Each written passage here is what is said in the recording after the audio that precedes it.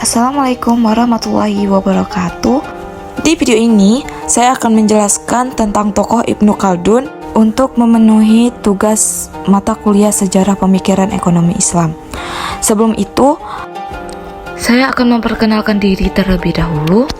Nama saya Putri Mirianti, NIM 2223140070, kelas Perbankan Syariah 2C. Untuk memahami materinya lebih lanjut, mari kita simak video ini hingga selesai. Biografi Ibnu Khaldun. Ibnu Khaldun lahir di Tunisia pada awal Ramadan tahun 732 Hijriah, tepatnya pada tanggal 27 Mei 1333 Masehi, dengan bermazhab Al-Maliki. Beliau mempunyai nama lengkap Abu Zaid Abd ar-Rahman ibn Muhammad ibn Khaldun al-Hadrami. Ketika kecil, beliau dipanggil dengan nama Abdurrahman. Namun, saat ini beliau lebih populer dikenal dengan nama Ibnu Khaldun. Ibnu Khaldun dikenal sebagai sejarawan, bapak sosiologi, dan politik Islam.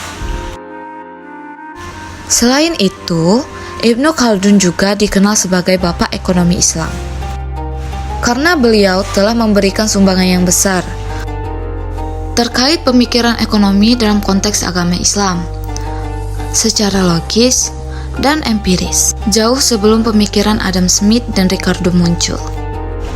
Beliau diberi gelar Waliyuddin oleh seseorang ketika beliau memangku jabatan sebagai hakim atau qadli di Mesir. Ibnu Khaldun berasal dari latar belakang keluarga kelas atas yang menduduki posisi tinggi dan berpengetahuan luas di Hadramut, Yaman. Hal ini mengakibatkan dirinya memiliki otak yang cerdas dan selalu memiliki pandangan yang berorientasi ke atas, seperti selalu ingin menguasai berbagai disiplin ilmu. Semasa kecil, Ibnu Khaldun memulai proses belajarnya dari ayahnya dengan cara membaca dan menghafal Al-Quran. Kemudian, beliau pergi mempelajari berbagai disiplin ilmu dari para ulama. Ketika Ibnu Khaldun berusia 20 tahun, tepatnya pada tahun 1352 Masehi, beliau telah menjadi Master of the Sea. Lalu, pada tahun 1375 Masehi, Ibnu Khaldun mulai menjalani masa pensiunnya di sebuah puri di Provinsi Oran, yang tepatnya di Puri Gal'ad Aben Salama, di mana di sana beliau memulai menulis sejarah dunia yang tertuang dalam Mukadimah sebagai jilid pertama karya terbesarnya.